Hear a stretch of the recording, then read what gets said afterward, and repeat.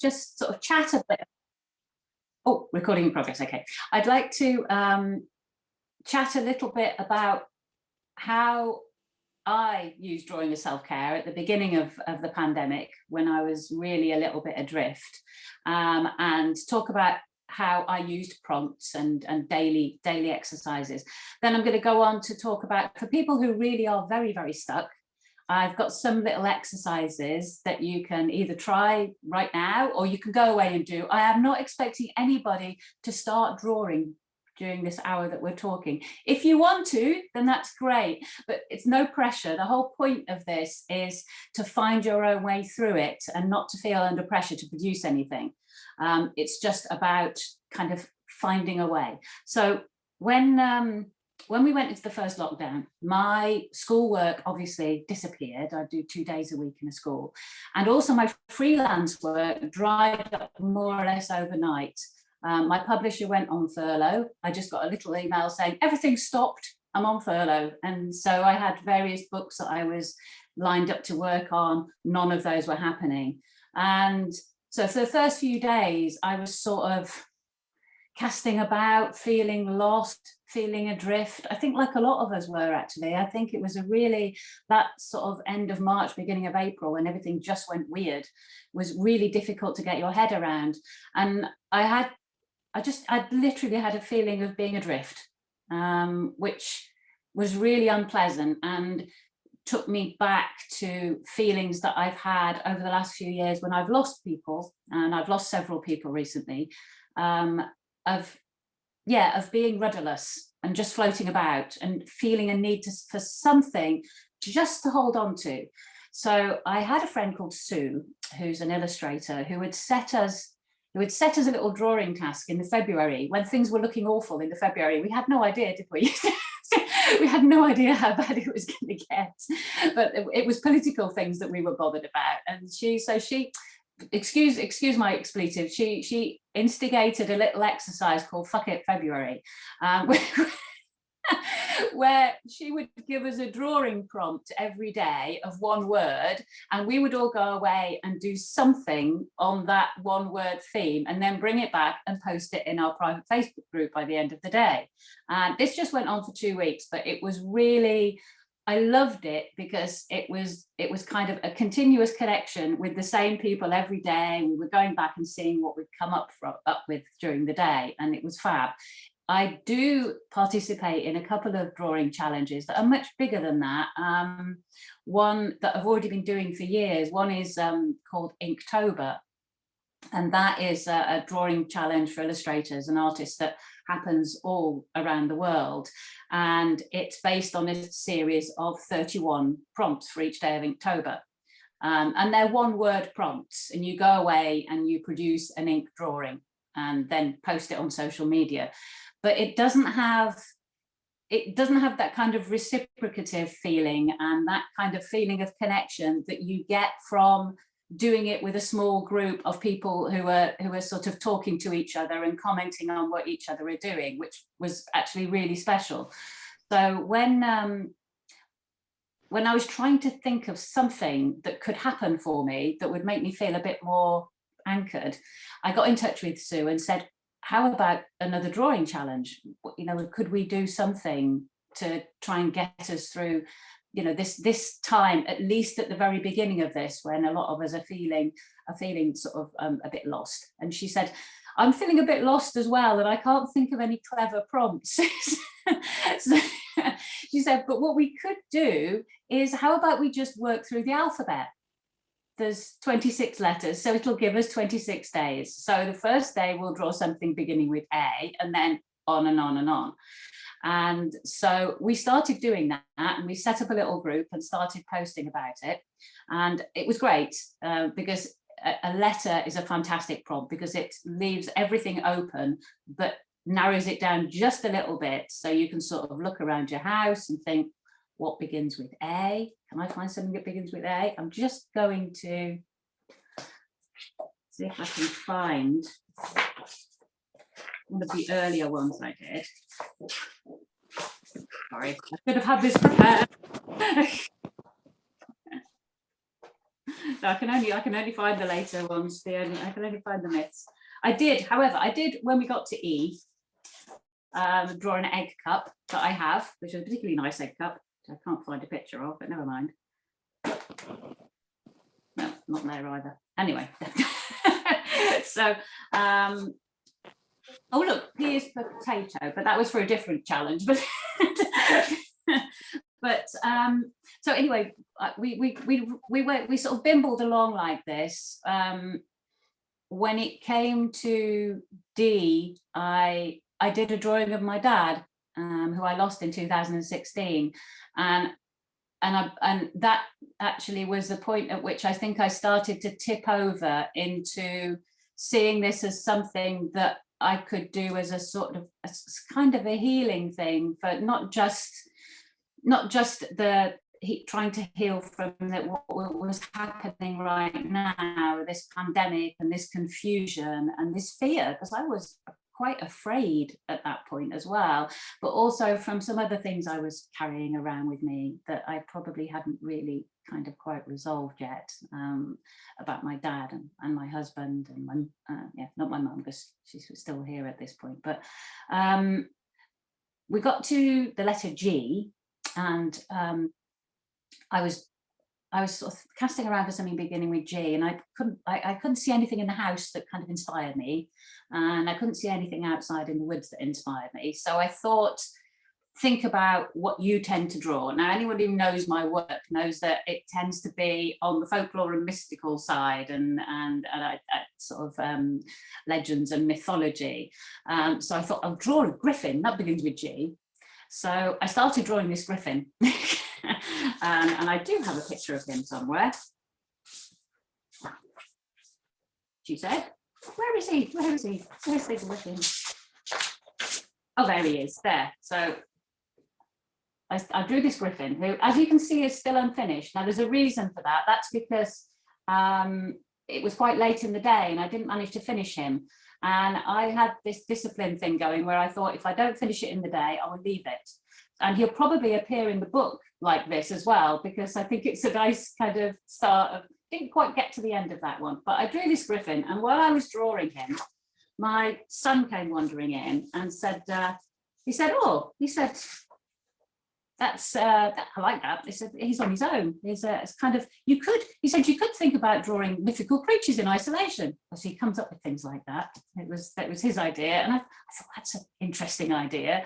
So the following day, I got on the net and I looked for a mythical creature that began with what comes after G, H, and I found a hippocamp, which is a kind of seahorsey thing, and I drew that. And then that kind of developed into this obsessive drawing of mythical things every day. I was basically getting up in the morning, finding a mythical thing and spending the entire day drawing it. And also what I'd done with this was I'd set myself the task of actually drawing them rather than painting them. I tend to work in inks and watercolors a lot when I'm doing my work, and I didn't want this to be my work. I wanted this to be something different. And I also didn't want to try and do it at my desk. I think sometimes where you draw, and I'm speaking here partly to people who maybe draw already or make art already, sometimes it's good to move away from the place where you have to do it, or where you normally do it, where your desk or your studio or your easel, it's actually good to move yourself away from that and draw somewhere else. So I got myself a bunch of sketchbooks and I sat curled up in an armchair and drew these, which meant that I needed to do pastels and pencils and things like that rather than be trying to splash paint around and knocking things over. So that was my other way of getting through this, was that I did it in my living room curled up in an armchair, which was occasionally a bit awkward because I couldn't move sometimes by the end of the day, but it kind of gave a different flavor to the process. So that was my way of dealing with the first month, basically, of the pandemic, was by getting into this drawing exercise and ending up drawing 26, because I went back and did A, B, C, and D as well, and everything as well. So I ended up drawing 26 mythical creatures on their own.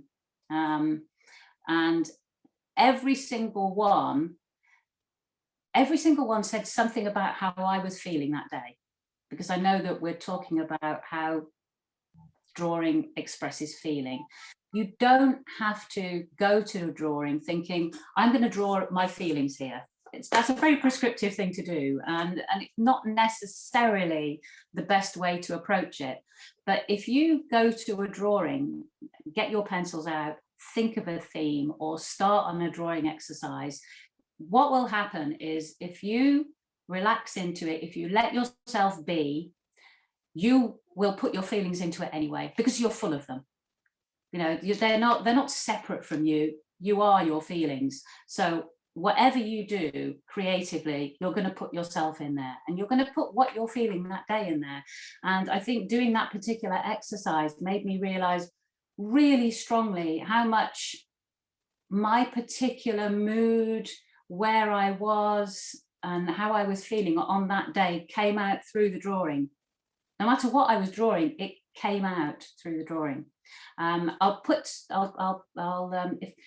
If you find me on Facebook, I can put an album up, but the Mythical Creatures in Isolation are on my Facebook page, so you can go and look at all 26 of them if you've not already seen them, and you can see how I was feeling as well. So for people who are used to drawing or have done quite a bit of art and are feeling stuck, I think prompts are a fantastic thing. You can go for single word prompts. You can go for just picking a letter of the alphabet. You can go for a theme. So you could think maybe all week this week, because it doesn't have to be daily, I'm going to do drawing about the weather. Or all week this week, I'm going to do self-portraits. Most people find that utterly, utterly terrifying. I've got an exercise you can start on that in a minute, but so you can think about it that way. Come with some kind of idea if you feel a bit stuck. So the other thing that I'd like to talk about, though, is actually trying some exercises to get you into drawing. If you're not very confident, if you think it's not just what to draw that I'm having an issue with, no, because that's for people who are used to drawing, it's kind of trying to focus on what you want to draw. But if you're not very confident about drawing and you really want to sort of start it in a gentle way, then there's several exercises that you can try that I've tried and I like. If I'm sort of don't want to put any pressure on myself whatsoever, they're nice. So one is to draw yourself with your eyes closed. Now I did a few of these the other day. It's actually a really fun thing to do, because it actually utterly takes any pressure off you to get it right, because you can't possibly get it right with your eyes closed. This is my first one. I actually rather like it. I do think that it has an essence of me somewhere in there, especially the wonky eyes. And this was the second one I did. So you can see that even with my eyes closed, I'm focusing quite a lot on the kinky hair. If you can do it without lifting your pencil off the paper, then even better. But just drawing with your eyes closed is a wonderful, wonderful exercise. You don't have to draw yourself even. You can put something in front of you, focus on it for a while, then close your eyes and draw it. You might find that you hate it, in which case chuck it, but you might find that you see something there that you can then develop or work into, even if it just ends up being a doodle or a pattern. It's just a way to begin to put pencil on paper and make something happen. And I really like that as an exercise. I also, just backtracking very slightly, I like having books to work in. I have a massive array of sketchbooks. You can never have too many sketchbooks. You should have rooms full of them, quite frankly, but I have a lot of them, and I like to buy, this is one I just bought. Look at that, it's new, I'm not and it's black paper, so white drawing in white light colors on that. But having sketchbooks is great, but if you don't want to go as far as having a sketchbook, partly because I am aware that there is also sketchbook fear. When you buy a beautiful new sketchbook, you have sketchbook fear. Oh, I'm going to spoil it if I put anything in this. And so you get a bit, so you can actually draw in anything. Music manuscript paper is great to draw over. Any kind of scrap paper, but something that's actually enclosed in a book that you can lift up and move around the house with or take outside. If you just drawing on bits of paper, it's a bit awkward, but if it's a book, even if it's just a little notebook, anything, just have it handy, so you can just get it out and scribble in it. It's a great thing to do. So moving on from the self-portrait with your eyes closed, which I'm hoping some people will do. I posted about this on Twitter and somebody instantly did one and posted it, and I thought, oh, that's wonderful. It was absolutely brilliant as well. So it's a nice thing to do. I'm not expecting you to do it now, but you could, but then you won't be able to see me, so you might want to wait a bit. Another thing that you can look for, if you're a wordy inclined sort of person, and I am, so this is another way that I get into making drawings, is to look at poems and songs, and take a line from a poem or a line from a song or a verse and just think about how it makes you feel. What sort of images, what sort of colours, what sort of shapes it evokes in you, and actually just play around on paper with those colours and shapes. Another lovely way to use that kind of outside influence is to draw to music. I used to do this a lot when I worked in psychiatry, and it was one of those things that everybody loved doing, because people would just get in the zone. You can draw to any kind of music you like, it's completely up to you, but I would recommend, if you're going to draw to music, pick something without words, save the words for another time. My personal favorite thing to draw to is Fantasy on a Theme by Thomas Tallis by Ralph Vaughan Williams. So if you don't know it, go and have a little bit of a listen to it. It's a absolutely wonderful piece of music to draw to. But there's lots and lots of classical music, instrumental music that is brilliant to draw to. My dad had an amazing collection of world music, from Japanese music to African music, that was all instrumental, and I used to sit and listen to it for hours, and it makes you feel things, and it evokes things. But I think for me, Ralph Vaughan Williams will always probably be my favourite. So that's another way to go. And remember, when you're drawing, you don't just have to draw with pencils. You can draw with anything you like. You can fill a yogurt pot with ink and put a twig in it and draw with that if you want to. Draw with, think about novel materials you could use, think about using your fingers. You can use absolutely anything you like. It depends how messy you want to get, and how much sort of space you've got to do things. You can get a huge piece of paper and draw outside even, maybe when it's a bit warmer. It's a bit chilly at the minute. Katherine, I've got a question from Maria. She said, what was the name of the fantasy music? So because she wants to look it up. Right, it's called Fantasia on a Theme by Thomas Tallis, and it's by Ralph Vaughan Williams. It's by Vaughan Williams. It's a gorgeous piece of music, absolutely gorgeous. I mean, the Lark Ascending is pretty blooming special as well, but I think Fantasia is my favourite. Okay, so drawing to music. Where was I? Drawing with your eyes closed. Doodling is good. A lot of people doodle when they're doing other things, and actually, apparently, I can't testify to this because I've got a fairly fluffy brain, but apparently it's very good for helping you to focus. So if you're listening to something and doodling at the same time, apparently you focus better on what you're listening to, which is interesting. Right, this next exercise, I'm really hoping some people will do some of these and post them, is one that I had a lot of fun with a few years ago. I posted this on Facebook and suggested people do it, and I was really astounded by how many people did. And it's another really fun thing to do that takes you away from the pressure to achieve. And this one is draw yourself as a child. But what I want you to do is not draw yourself as a child as you would draw now, but draw yourself as a child as though you are a child. So imagine you're 5, pick up your pencil and try and draw as yourself as you would have drawn yourself at that age. So try and think back to the things that you loved, to your surroundings maybe.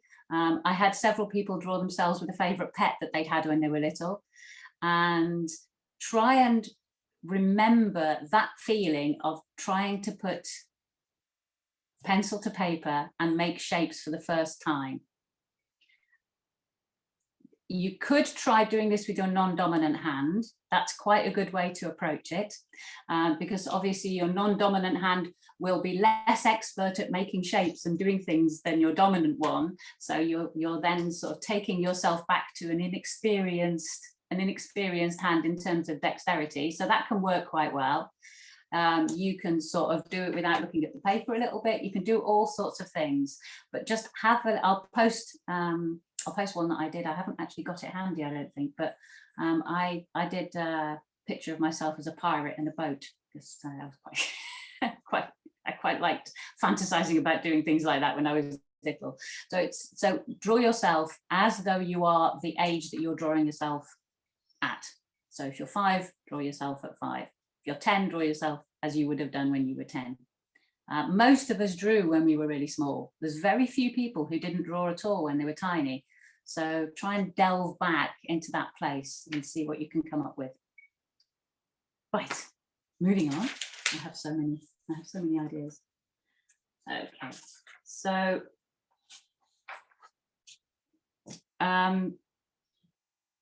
this is another one that I've successfully used as a way for people to sort of get into trying to draw, and this is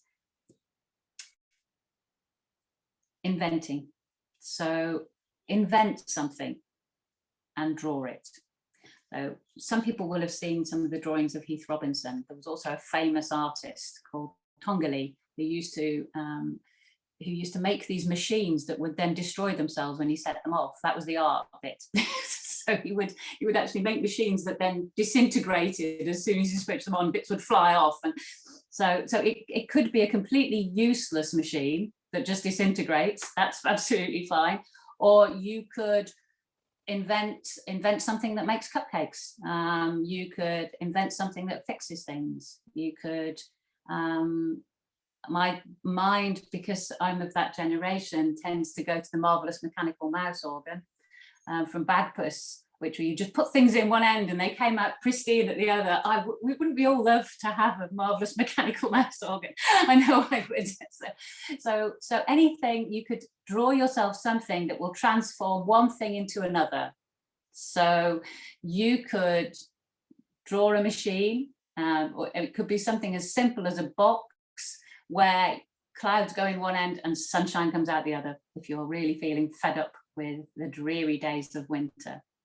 So that's another nice thing to do. So invent something that will transform something that you're maybe not happy with today into something that you really would be happy with. So that's another one. Am I going too fast? Okay, that's fine, because I do tend to burble very a lot.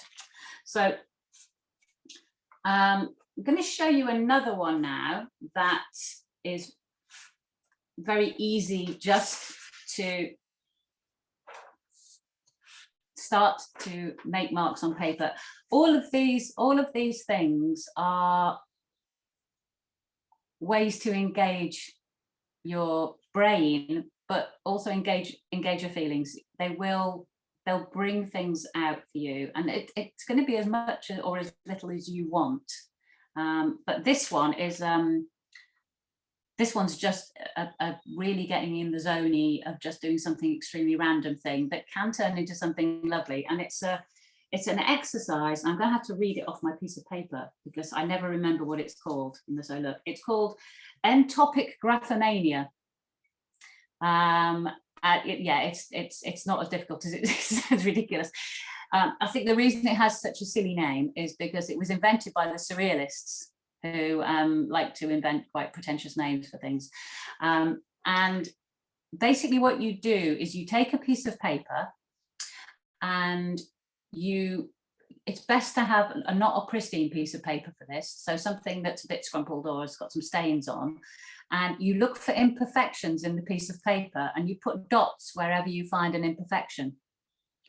And then all you do is join all those dots together with lines to make a pattern. Now, you can look this up on YouTube. There's quite a few videos of people doing this, and some of the drawings are absolutely amazing. But one of the things I found was I found it quite difficult to find pieces of paper with a lot of imperfections on. Also, my eyesight isn't absolutely brilliant. So looking at a plain piece of paper and trying to find imperfections, I found really difficult. So there is another way to approach Inktober graphomania. And I'm going to ignore that. And then, that is to get either a page of text or a page of music and find things there. So what I did was I found, we have a lot of music manuscript knocking around our house, copies of things. And I found this song called Look for the Silver Lining, which I thought was vaguely appropriate. And I went through it and I put a dot, I don't know whether you can see the drawing. I put a dot on all the E's. So wherever there was a letter E in the song, or an E sort of flat in the stave or anything, I put a dot, and then I started to join them together. I'm quite happy with the way this is going, actually. There's some quite nice things happening there, I think. And I may colour it in. I may do some colours into it afterwards. I may just do more lines. So that is a lovely, lovely exercise to try. So if you can get a page from an old book or something that you don't mind wrecking, or you can use anything, and you can join the dots several times with lots of different lines. You can use curved lines, which obviously I have because I like curvy things, or you can use straight lines. You could actually get a ruler and make something really crystalline by joining all the dots together with straight lines. You don't have to even join all the dots. You know, once you get to a position where you like what you've got, then you can stop and think about how you might use it. So that's just a nice way to get into making marks and filling the paper with a pattern that might inspire you to something else, because it's all about trying to find things that inspire you. Another approach, which is kind of similar, which is something that I've done, is to take a piece of paper and draw shapes on it. You can draw round things if you want to draw circles. I'm more of a circly people than a squarey person, if I'm honest. I tend to like circles. They feel nicer to me. So you can draw a lot of circles in pencil, different sizes. I mean, you can draw in a mug, around an egg cup. You've got a whole bunch of things that you can draw, and then start to fill the circles in. Now, if you draw the circles in pencil, then start to fill them in with something more permanent, possibly. You can then break out of the circles if you want to, before you start actually drawing the circles in pen. So what you could do is, hang on, there's a piece of paper. Hang on a minute. Oops. So I'll just demonstrate what I mean, because I realize that might be a bit. So I'm just going to draw a circle here. So if you've got a circle, you can then start to fill it in. I'm just going to fill this one in with squiggles. I'm going to keep to the boundaries of the circle. It's not a fantastic circle, but I'm going to keep to the boundaries of it mostly. So I'll fill a lot of it in, but then I'm going to decide that I'm just going to break out of the circle here and possibly go off towards another circle and join onto that, or maybe just make a pattern outside the circle. So you can, it's a bit like what you end up with, and I haven't got one handy, is drawings that look a little bit like what you see under a microscope.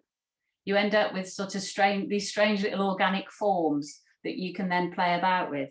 But that's the reason why I wouldn't actually draw the circle in pen until you've decided how many breakouts you're going to have, because then you can complete the circle. So you can draw a whole bunch of circles, you could draw triangles, you could draw squares, You can draw a mixture of shapes. And that's a nice way to start if you want to think about drawing patterns and actually making connections between those patterns. So you could draw different things inside different circles and then see how they would interact if they met up across the paper. If you get a chance, this is actually a really nice exercise to do with a couple of other people on a big sheet of paper. So if you each draw a bunch of shapes and then work into the shapes and then start meeting other people's shapes, as they're other people's sort of little outreaches as they come out and make new shapes. It's actually a really nice way of drawing as a group and connecting with other people that way. I think group drawing is something that I used to do an awful lot at one time, and it is lovely. So if you ever get a chance to sit around a table with several other people and do a drawing together, then this is a nice way to start it, because otherwise the tendency is, if you've not done it before, to stay to your own territory. You'll have 4 people sitting around a table and 4 separate sections of paper where people have just done things and they haven't moved out. So it's actually quite a nice way to sort of move things out, because you can scatter your shapes around and then work into them and move around the drawing. So how am I doing for time? Oh, I'm doing fine. Oh, goody goody. So what else have I got? What else have I got? Okay, so this is a nice one. Yeah. Okay. So with the going back briefly to the idea of drawing yourself with your eyes closed, one nice way to do this. So I'm saying just draw as you imagine you are. One way to do it is actually to use your non-dominant hand, whichever one that is, to actually explore your face whilst you do it, if you're fine about touching your face. So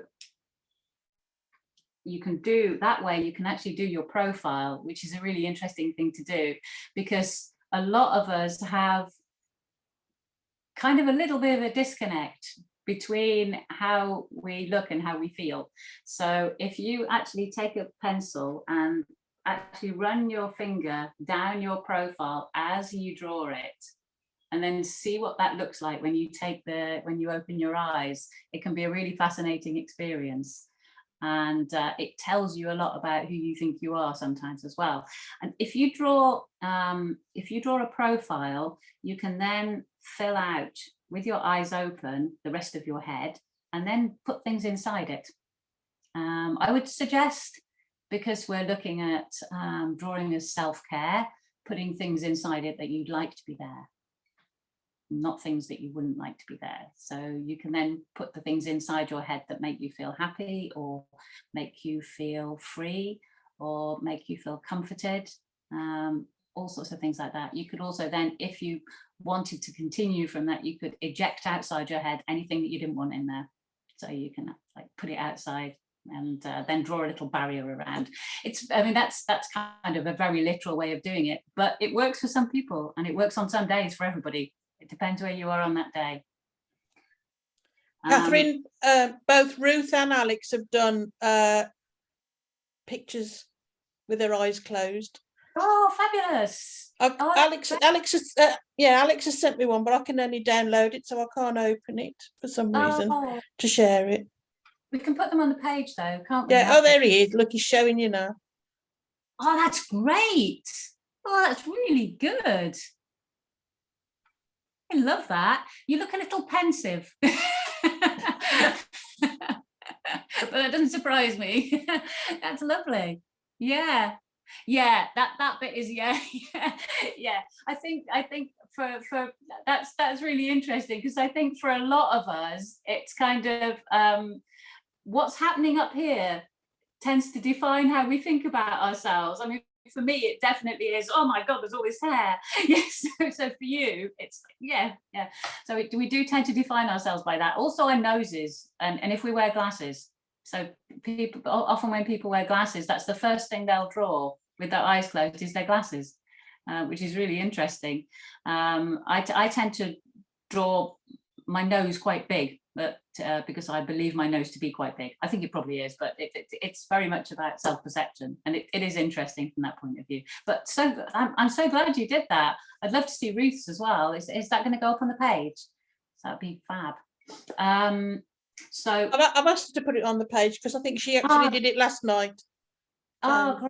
great. Hopefully she will.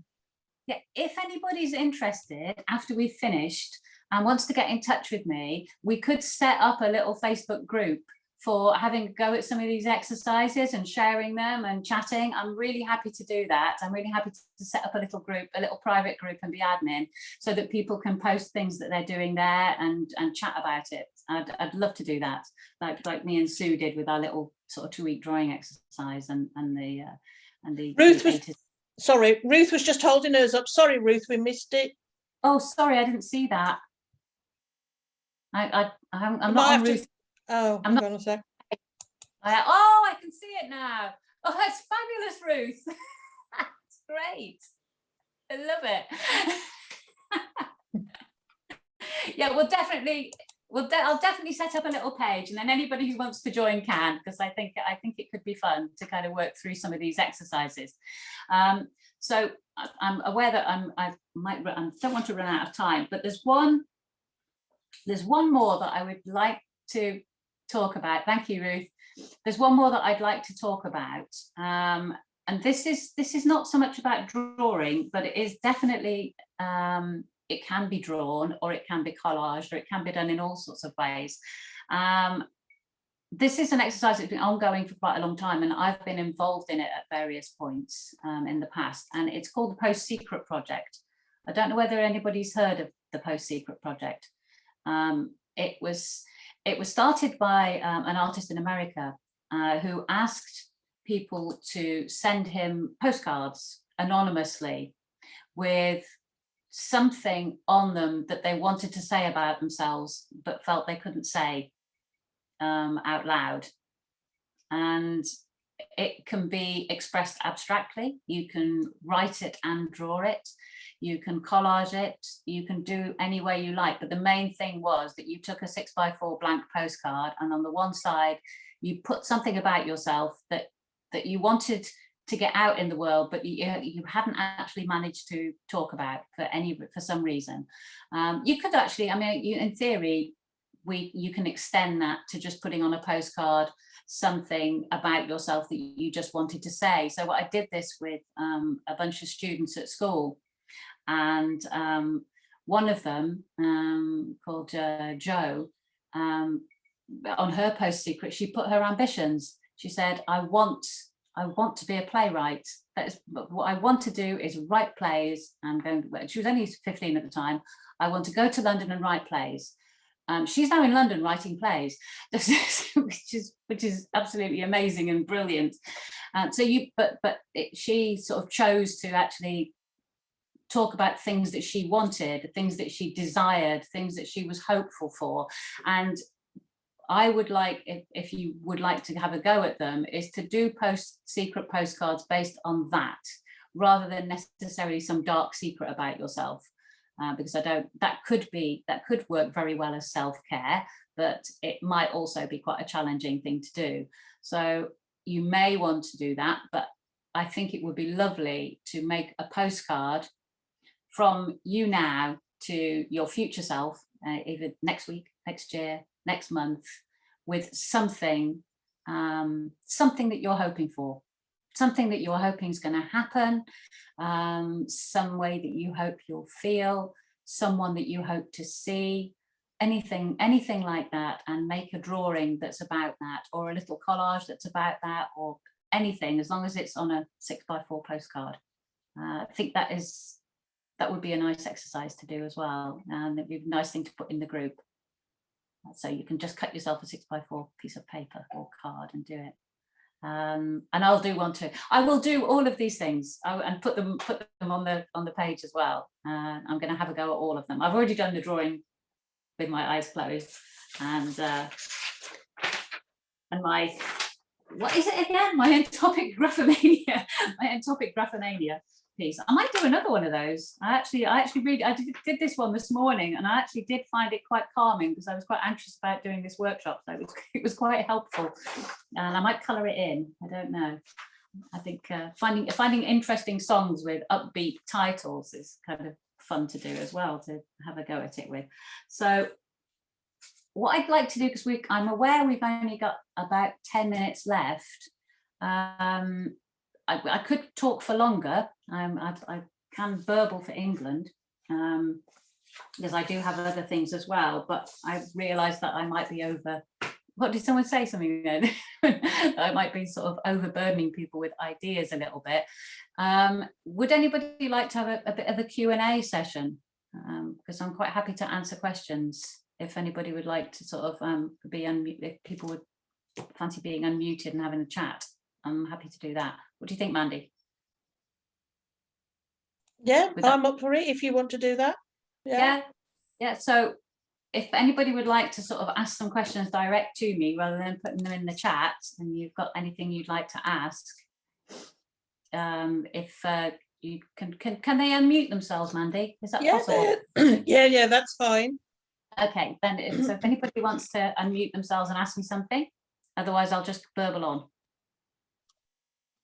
Oh, you're all. A few people have asked Katherine how we join the Facebook page. Well, the Facebook page for this group is Creativity After C19. I'll type it out. Brilliant, thank you. And I'll make because I'm not admin for that one, so I can't post on it. I'll need to make another separate little Facebook private group for us to share things if we want to share specifically. So I'll do that, and I'll send it to Mandy so she can post it. But please, if you do things, please post them. Give them to Mandy so she can post them on the C19 page as well, the Creativity After COVID page, so people can see them. But I'll set up a little private group, and that means that if somebody's got something they don't necessarily want to share with everybody on the COVID page, the Creativity After COVID page, they can just share it with the people who've been in this workshop and who'll know what they were doing. Any other questions? Can I offer something about my experience last night?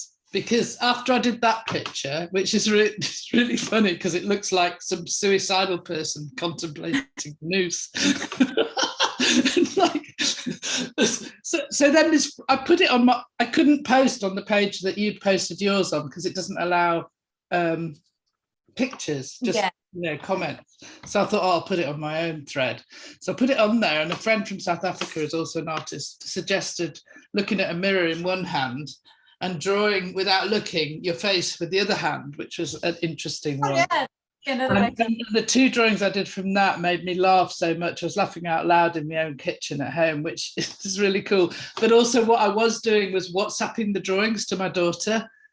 So she was laughing at them on WhatsApp, at the other end by text, you know what I mean? And so, and just, I think when you find yourself doing something really silly that makes you laugh out loud when you're alone in your own house, that's kind of really cool. So I just thought I'd share that. It is incredibly cool. And I think it takes us back to that place where drawing was play. Yeah, exactly. That so many people move away from very, very quickly once they sort of grow. Well, actually, to be honest, once you get to, for me, I had a brief period where drawing stopped being play altogether when I was trying to do my O-level art and having to draw exactly, which I hated with a passion at the time. I'll do them now, but I hated them then. And I think it's really easy to lose that. I think it's the same as singing as well. When you're little, totally.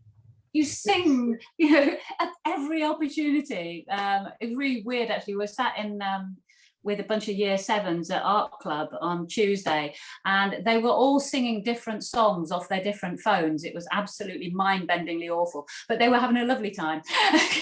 Well, the thing is, a lot of people say they can't draw and they say they can't sing, and I find that so sad, because actually if you can make a mark, you can draw. The rest is all just somebody deciding what good is and what what's bad, which is completely subjective sort of evaluations, you know, it could be anything.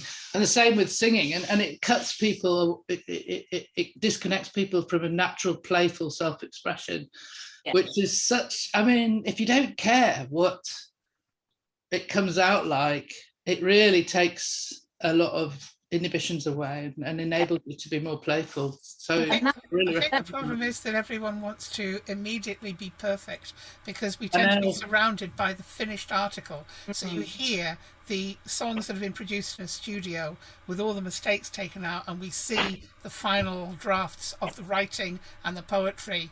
And I mean, I know in my own case with drawing, I remember my mum being brilliant.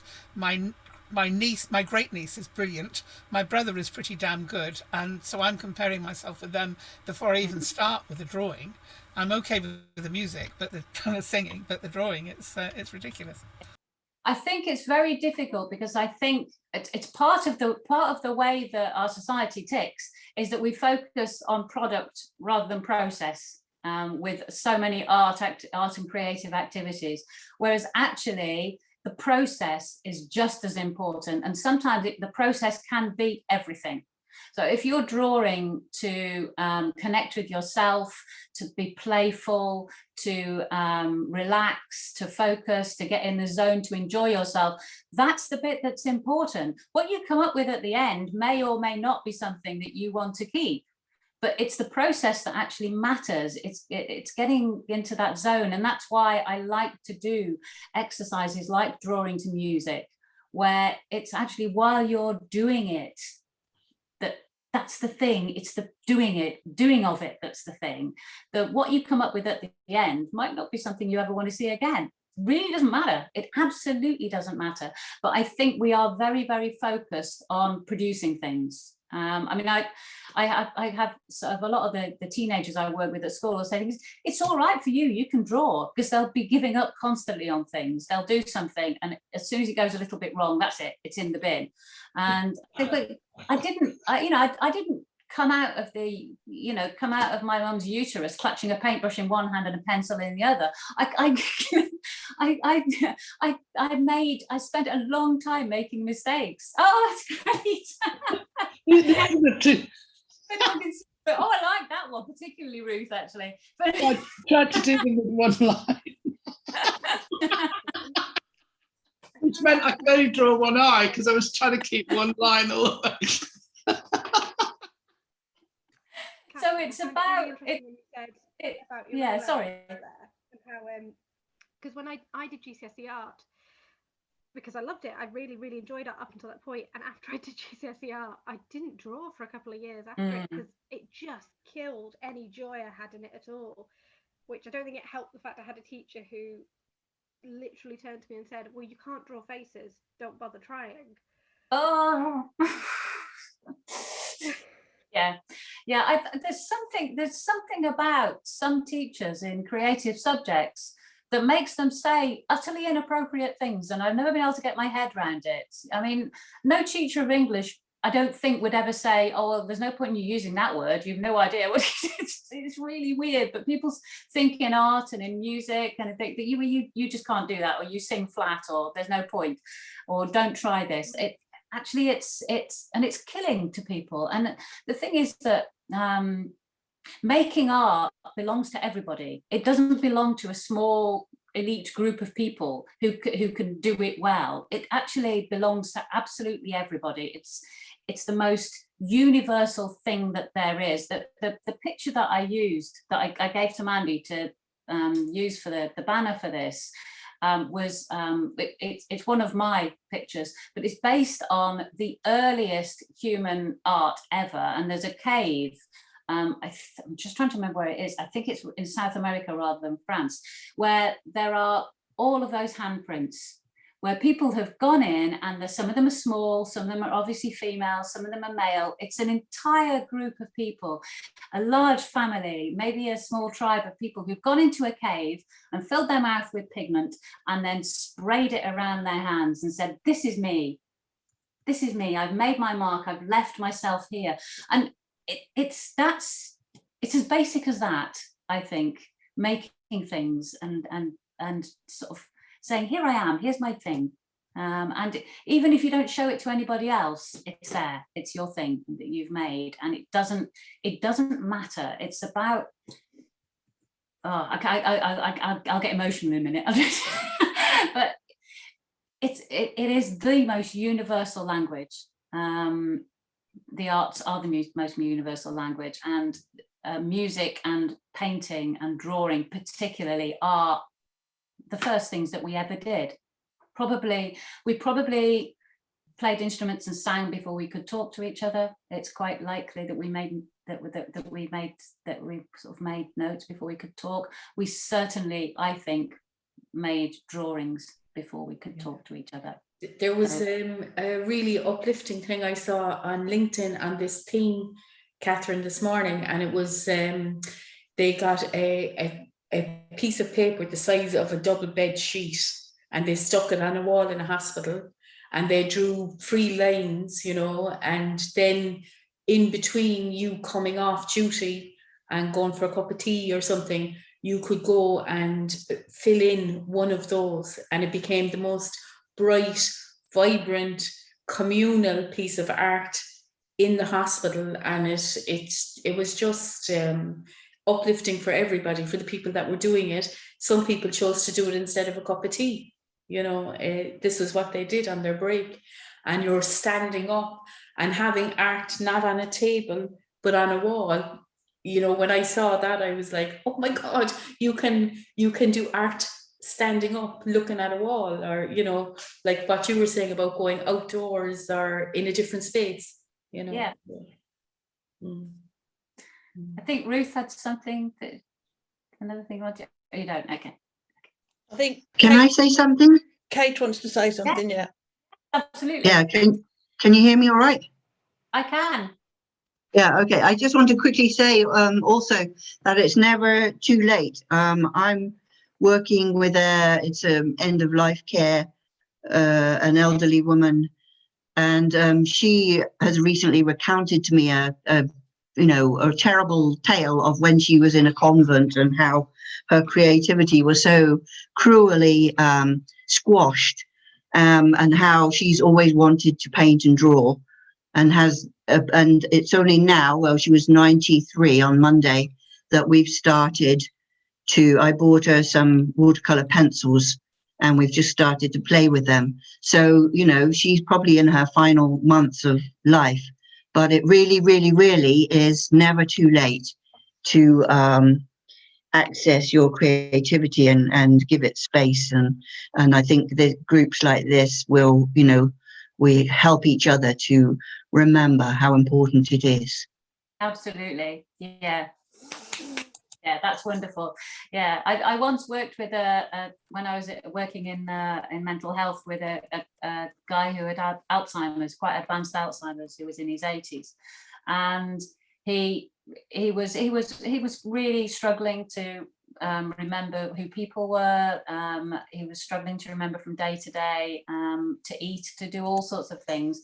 But he used to come down to the art room, and the one thing that he never seemed to forget was how to draw. He used to come down and he used to paint these amazing, tiny, intricate little watercolors of places that he'd been in his life that he could remember.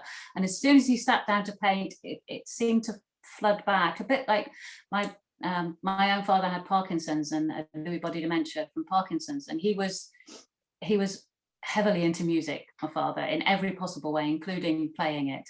And he was still playing the piano by ear right up until the very end, even though he struggled with so many other things. He could still sit down and play the piano. And if anybody knows people with Parkinson's, you'll know that it's playing your hands are not behaving themselves a lot of the time, but as soon as he played the piano, they suddenly started behaving themselves. It was quite amazing. I might even, if people would like, I've got a little video of my dad playing the piano. I could even post it in the group if you'd like to see. And he's singing as well. And no, he's not singing on this occasion. No, he's not singing on that occasion. He's playing Ave Maria, I think. Katherine, there was I just want to, just very quickly, when you've been talking about non-dominant hands, my mum had a stroke in her 50s, and it affected her right side, her right side and her speech. And we found, and she had been at art school, she'd been at the Slade when she was younger, she was a brilliant artist, and what we found was she was able to draw almost as well with her left hand after the stroke, and in due course was able to use both hands. So there was some latent capacity within the brain to be able to use the non-dominant hand when the dominant side was affected. And it stayed with me, the idea that there's probably within all of us, there's an ambidextrous quality. Yeah, yeah. And an ability to learn new skills and to do new things. We're never too old to do new things. There's always space, and I think it's making the space for ourselves that's the tricky part. I think making the space in which you can do things is sometimes difficult.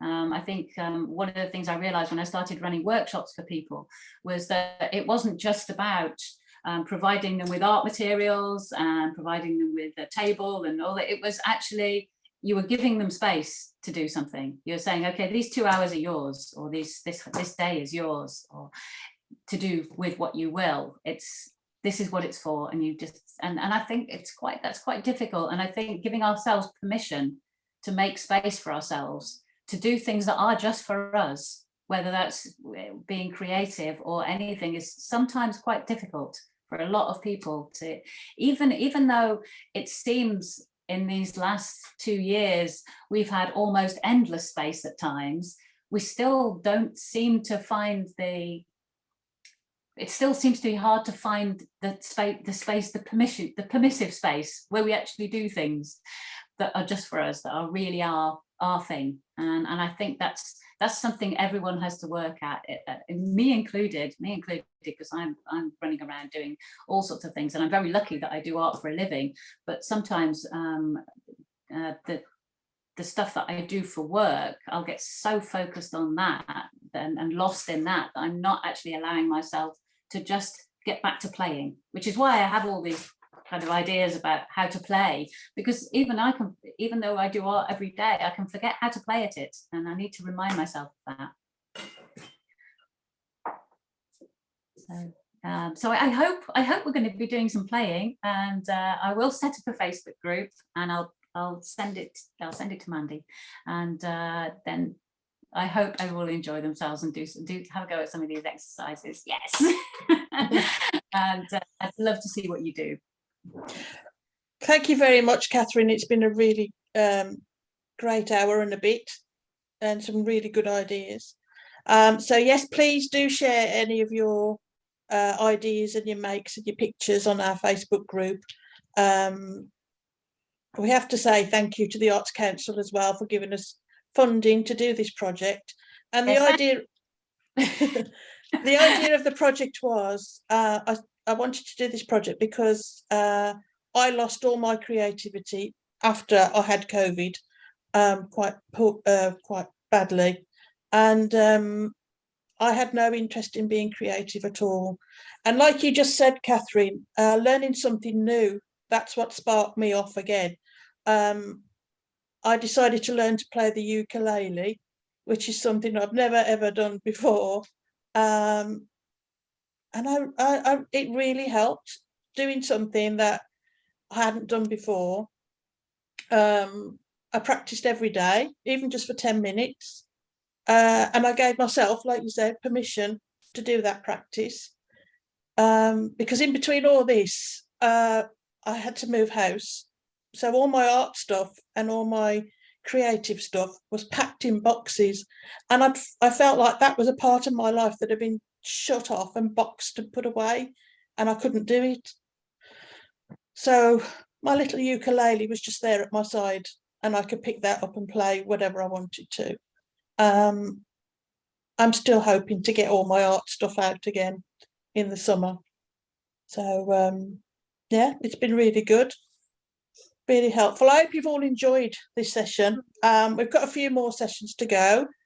Alex, who was part, is on in 2 weeks' time. I think you are, Alex, aren't you? Yeah, he's going to be doing a bit of singing and a bit of music to help us get our creativity. I will be Sorry, Alex, go on. Now that you've just disclosed that you're a ukulele player, Mandy, I'm not. I'm new. I'll send you my chords and you can join in. I can do chords, but I can't do any of the fiddly bits.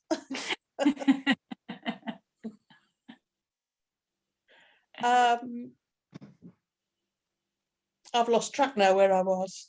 Oh yes, we've got quite a few sessions coming up, so I hope you do join in with us. So yeah, and please join the Facebook page and put your ideas. I loved Ruth's drawings. They were one-line drawings. They were quite funny. They did make me laugh. Anybody else? Anything else to say? Just thank you. Yeah. And yes, everyone who was out says, can we come along to the next sessions? Yes, Maria, all our sessions are free. We're there one every, well, I think we've got one next Thursday, which is about poetry. That's on Thursday with the Poet Laureate of Wolverhampton, because she can't do Friday because she's being made Poet Laureate on the Friday. You know, it's very inconvenient. And then we've got Alex. And we've also got another singer, a musician, Mary Keith. She's going to be doing a session as well with us to help out, you know, breathing can help with singing. And then we've got someone, Jamila's doing digital art, which is a new thing. I've not done digital art before, so that could be interesting. So yeah, watch this space and join in. And thank you for coming, everybody. I really enjoyed it. Thank you. Thank you. Thank you very much. No-brainer. Loved it. Thank you, Maria. We'll see you all soon. Hopefully see you on the next ones. See you soon. Bye. Bye.